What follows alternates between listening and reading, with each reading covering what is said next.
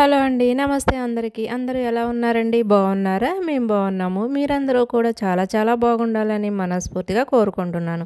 ఈ వీడియో సోమవారం morning routine అనమాట.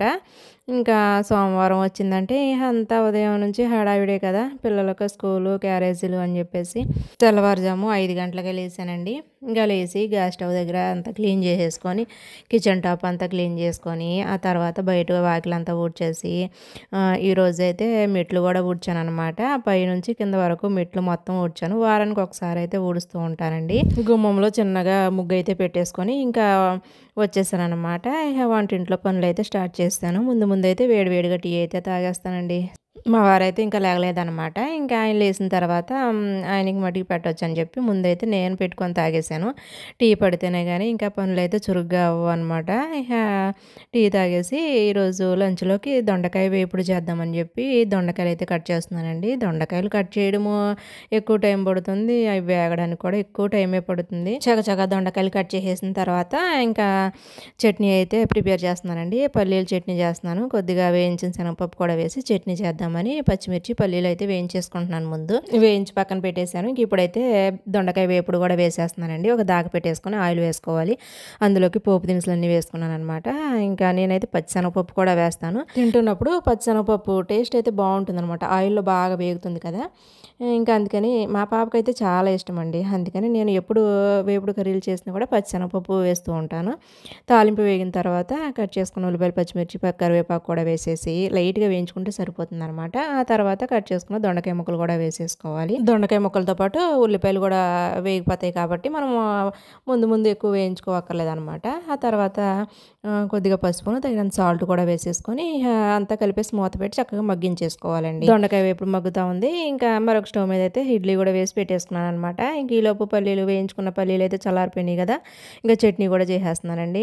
మిక్సీ జార్‌లోకి వేయించుకున్న పల్లీలు, పచ్చిమిర్చి వేసేసుకొని తగినంత సాల్టు, 1, 2 వెల్లుల్లి రెబ్బలు, కొద్దిగా జీలకర్ర కూడా వేసేసుకొని ఒక 2 గుప్పిళ్ళేమో వేయించిన శనగపప్పు వేసేసుకొని మొత్తాన్ని కూడా గ్రైండ్ చేసేసుకున్నాను. ఆ తర్వాత కొద్దిగా వాటర్ కూడా యాడ్ చేసేసుకొని చక్కగా చట్నీ అయితే రెడీ చేసేసుకున్నానండి. ఇక చూడండి ఈలోపైతే మనకు దొండకాయ వేపుడు కూడా చక్కగా మగ్గిపోతుంది కదా! ఇట్లా మగ్గుతూ ఉన్నప్పుడు తగినంత కారం కూడా వేసేసుకొని అంతా ఒకసారి కలిపేసుకొని మగ్గించుకోవాలన్నమాట. అసలు చిన్న మంట మీద మగ్గించుకుంటే బాగుంటుందన్నమాట. ఇక అది అలా మగ్గుతూ ఉంటుంది. ఈలోపు ఇదేంటంటే ఈరోజు మినప వడియాలు పడదామని చిట్టి వడియాలన్నమాట పడదామని నిన్న ఇడ్లీ పిండి రుబ్బినప్పుడే ఇది మినపప్పు కూడా రుబ్బేసి ఫ్రిడ్జ్‌లో అయితే పెట్టేసుకున్నానన్నమాట. సాల్ట్ కలిపేసి ఫ్రిడ్జ్‌లో పెట్టేశాను.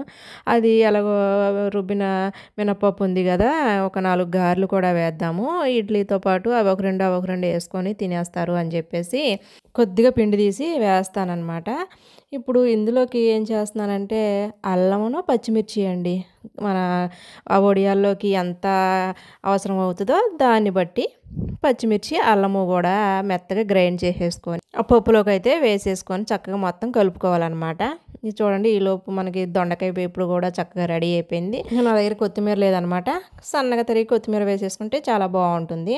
ఇంకా కర్రీ అయితే అయిపోయింది కదా! దొండకాయ వేపుడు. ఇడ్లీ కూడా ఉడికిపోతూ ఉంది. చూడండి ఇప్పుడు ఇందులో పచ్చిమిర్చి, అల్లము పేస్ట్ వేసేసుకున్నాం కదా! అదంతా కూడా మొత్తం కలిపేసుకొని ఆల్రెడీ సాల్ట్ అయితే నేను నిన్నే కలిపేశాను. సాల్ట్ కలిపేసి ఫ్రిడ్జ్‌లో పెట్టుకున్నాం అనుకోండి కాండ్ర అనేది రాకుండా ఉంటుంది. అంటే కొంచెం చేదు అనేది వస్తుంది కదా! అది రాకుండా ఉండాలి అంటే సాల్ట్ కలిపేసుకొని ఫ్రిడ్జ్‌లో అయితే పెట్టుకోవాలన్నమాట. అలా పెట్టుకుంటే మనం తెల్లవారి చక్కగా వడియాలు పట్టుకున్నా, గారెలు వేసుకున్నా కూడా బాగుంటుంది. ఇంక ఇప్పుడు కొద్దిగా పిండి అయితే తీసుకొని అందులోకి సన్నగా కట్ చేసుకున్న ఉల్లిపాయలు అయితే వేసుకొని అలాగే కరివేపాకు కూడా సన్నగా గిల్లుకొని వేసేసుకున్నాను అనమాట. ఇప్పుడు గారెలు అయితే వేసేస్తానండి. ఒక పక్కనైతే బియ్యం కూడా కడిగి పెట్టేశానండి పాప లంచ్ బాక్స్లోకి. ఇంకా మరొక స్టవ్ మీద అయితే వేడి నీళ్ళు పెట్టానమాట. అంటే పాప స్నానం కోసమని. ఈరోజు ట్యూషన్కి అయితే వెళ్ళలేదు. తనకి ఎగ్జామ్స్ అవుతున్నాయి కదా! అందుకని ఇంకా ఇంట్లోనే ఉండి చదువుకుంటుంది. ఇంకా మా వారు కూడా లేచి బ్రష్ చేసుకొచ్చేసారండి. ఆయన కూడా టీ పెట్టించాను. అంటే మధ్యాహ్నం డ్యూటీకి వెళ్ళినప్పుడు నైట్ 11:30, 11:15 అట్లా అయిపోద్దనమాట ఇంటికి వచ్చేసరికి. ఇంకా అందుకనే నైట్ పడుకోవడం లేట్ అవుద్ది కాబట్టి ఆయన కొంచెం లేట్‌గానే లెగుస్తూ ఉంటారు తెల్లవారి. అందుకని లేచిన తర్వాతే ఇంకా ఆయనకి టీ అయితే పెట్టేసి ఇచ్చేసాను. గారెలు కూడా వేసేస్తున్నానండి. పల్లీల చట్నీ ఎలాగో చేసాను కదా! గారెలు వేసి చాలా రోజులు అవుతుందండి. అంటే సంక్రాంతికి వేసుకున్నాము. ఇంక ఈ మధ్యలో అయితే ఎప్పుడు వేయలేదు కదా! ఇంకా అయితే ఎలాగో వడియాల కోసం మినపప్పు రుబ్బాను కదా! ఇగ రెడీగా ఉంది అని చెప్పేసి ఇంకా ఇప్పటికిప్పుడు అనుకోని వేస్తున్నాననమాట. ఇంకా రెండు వైపులా ఇట్లా ఎర్రగా వేయించేసుకొని చక్కగా ఒక ప్లేట్లోకి అయితే తీసేసుకోవడమే అనమాట. కాకపోతే ఇడ్లీ, గారె కాంబినేషన్ మాత్రం చాలా బావుంటుంది. అందులోకి పల్లీల చట్నీ ఇంకా సూపర్‌గా ఉంటుంది. అల్లం చట్నీ కూడా ఉంటే ఇంకా బావుంటుంది. కాకపోతే ఇంక ఇప్పుడు అవన్నీ చేయడానికి అంత టైం కూడా లేదు. ఇక అందుకని ఒక్క చట్నీతోనే సరిపెట్టేస్తున్నాను అనమాట. ఇక మా వారికిను, మా పాపకి కూడా టిఫిన్ అయితే పెట్టేస్తాను. ఇంకా వంట అయితే అయిపోయిందిలెండి. దొండకాయ వేపుడు ఒక్కటే చేశాను.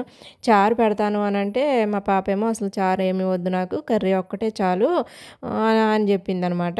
అందుకనే దొండకాయ వేపుడు ఒకటే చేశాను. అలాగే ఇంకా మజ్జిగ కూడా ఒక బాక్స్‌లో పోసి మజ్జిగ అయితే పెట్టేస్తాను. మార్నింగ్ బ్రేక్‌ఫాస్ట్ అయితే ఇదనమాట. ఇంకా లంచ్‌లోకి నంచుకోవడానికి అప్పడాలైతే వేయించమందండి. పదే పదే చెప్పిందనమాట. ఒక 5, 6 సార్లన్నా చెప్పుంటది. నంచుకోవడానికి ఏదో ఒకటి పెట్టు అప్పడాలు గానీ, వడియాలు గానీ అన్నది. సరే అప్పడాలు ఎలాగో ఉన్నాయి కదా అని చెప్పేసి ఇంకా అప్పడాలైతే వేయించేసి పెట్టేస్తున్నాను. ఇలా తక్కువ ఆయిల్ వేసుకొని అప్పడాల్ని ముక్కలు చేసి వేయించుకున్నాం అనుకోండి, మనకి తక్కువ ఆయిల్‌తోనే అప్పడాలు వేయించేసుకోవచ్చు. అప్పడం వేయాలంటే ఆయిల్ ఎక్కువ పడుతుంది కదా! అందుకని నేను ఇట్లా ముక్కలు చేసి అయితే వేయించుకుంటాను. ఇంకా పాప అయితే స్కూల్‌కి రెడీ అయిపోయిందండి. తనకి క్యారేజ్ బ్యాగ్ అయితే సర్దేసి ఇంకా రెడీ చేసి అయితే ఇచ్చేసాను. ఇక తను సైకిల్ వేసుకొని అయితే వెళ్ళిపోద్ది ఇప్పుడు స్కూల్‌కి. మా వారికి ఈరోజు మధ్యాహ్నం డ్యూటీ అనమాట. ఒకవేళ మధ్యాహ్నం దిగబెట్టిన సాయంత్రం రావడానికి మరి తనకి ఇబ్బంది అవుద్ది కదా! అందుకని ఇంక ఇప్పుడు సైకిల్ వేసుకొని వెళ్ళిపోద్ది. మా వారు కూడా స్కూల్ దాకా వెళ్తారనమాట. అక్కడ దిగబెట్టేసి ఇంకా రైతు బజార్‌కెళ్ళి కూరగాయలు అవి తీసుకొని వస్తారండి. ఇక పాప స్కూల్‌కి వెళ్ళిపోయిన తర్వాత ఇంక ఇంట్లో అంతా చక్కబెట్టేసుకొని బట్టలు ఉంటే నానబెట్టిన బట్టలు అవన్నీ కూడా ఉతికేసి జాడించి ఆరబెట్టేసుకొని ఇంకా ఇప్పుడు వడియాలైతే పట్టేస్తున్నానండి. అసలు ఎండ మాత్రం దంచి కొడుతుందనమాట. ఉదయాన్నే కొంచెం మబ్బు మబ్బుగా అనిపించింది. నేను అనుకున్నాననమాట ఈరోజు ఎండ లేకపోతే వడియాలు అసలు ఎట్లా ఎండుతాయి అనిపించింది కానీ ఆ తర్వాత నుంచి బాగానే ఎండ అయితే వేస్తుంది. నేను ఇంకా బాల్కనీలోనే వడియాలైతే పెట్టేస్తానండి. ఇక్కడ బాగా ఎండ వస్తుంది. సాయంత్రం వరకు ఎండ వస్తదనమాట. ఎలాగో తక్కువ వడియాలే కాబట్టి ఇంక ఇక్కడ బాల్కనీలోనే వడియాలైతే పెట్టేస్తున్నాను. అసలు ఎండకి అసలు దిమ్మ తిరిగినట్టు అయిపోయిందనమాట. పెట్టింది కొన్ని వడియాలే కానీ ఈ ఎండకి అసలు అట్లా అనిపించింది. ఇంకా సమ్మర్ వచ్చిందంటే చాలు ఈ మినప వడియాలు కొద్దిగా ఇంకా అలాగే పిండి వడియాలు కొన్ని పడతానండి. ఇంకా పిండి వడియాలు ఇంక ఈ వడియాలు అంటే బాగా ఇష్టం మా వాళ్ళకి. ఈ మినపప్పు వడియాలు అయితే కూర వండుకోవడానికి బాగుంటాయి అని చెప్పేసి నేను ఇంకా చిట్టి చిట్టి వడియాలు కూడా ఇలా పడుతూ ఉంటాను చిన్నగాను. ఇవి కూరకు మాత్రం చాలా బాగుంటాయి. ఈ వడియాలు పెట్టడం అయిపోయిన తర్వాత గిన్నెలు అవి ఉంటే మొత్తం గిన్నెలన్నీ తోమేసుకున్నాను. ఈరోజు ఇడ్లీ అవి వేసాను కదా, కొంచెం గిన్నెలు అయితే ఎక్కువే ఉన్నాయన్నమాట. అవన్నీ తోమేసుకొని మళ్ళీ మా వారు మధ్యాహ్నం డ్యూటీ కదా, ఇంకా వంట కొద్దిగా లైట్గా వంట కూడా చేసేసి మా వారి క్యారేజీ అయితే ఇచ్చేసాను అనమాట. మధ్యాహ్నం డ్యూటీలప్పుడు ఇంకా క్యారేజీ అయితే సర్దేసి ఇస్తూ ఉంటానండి. ఇంక ఈ రోజైతే అసలు ఎందుకనో 1 గంట వరకు అసలు రెస్ట్ అనేది లేకుండా ఉంది. ఇక తర్వాత భోజనాలు అవి చేసేసిన తర్వాత మా వారు డ్యూటీకి వెళ్ళిపోయిన తర్వాత కొంచెం సేపు రెస్ట్ అయితే తీసుకున్నాను. మళ్ళా 3:30 ఆ టైంకే ఇక పనులు అయితే మళ్ళీ స్టార్ట్ అయిపోతాయి అనమాట. మన చిట్టి వడియాలు అయితే ఒక రోజులోనే ఎండిపోయినాయండి. సాయంత్రానికి చక్కగా ఎండిపోయినాయి. ఎండ మాత్రం బాగా వేసింది. వడియాలను అయితే ఒలిచేస్తున్నానండి. చక్కగా వచ్చేసినాయి అనమాట. బాగా ఎండితే అసలు క్లాత్కి అంటుకోకుండా నీట్గా వచ్చేస్తాయి అనమాట.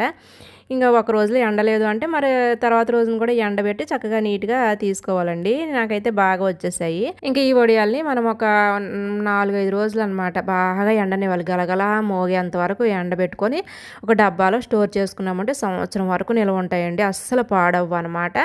వర్షాకాలం ఇంకేమైనా తేమ అనేది వస్తుంది అని అనుకుంటే మధ్య మధ్యలో ఎండబెట్టుకుంటూ ఉండాలన్నమాట. అలాగే ఎండబెట్టుకుంటే అసలు చాలా బాగుంటాయి. మనము పప్పులోకి చారులోకి నంచుకోవడానికి బాగుంటాయి. అలాగే వడియాలు కర్రీ కూడా చాలా బాగుంటుందండి.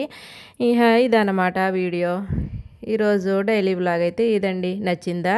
నచ్చితే తప్పకుండా ఒక లైక్ చేసి షేర్ చేసి సబ్స్క్రైబ్ చేసుకుంటారని కోరుకుంటున్నాను. చూసినందుకు ధన్యవాదాలు.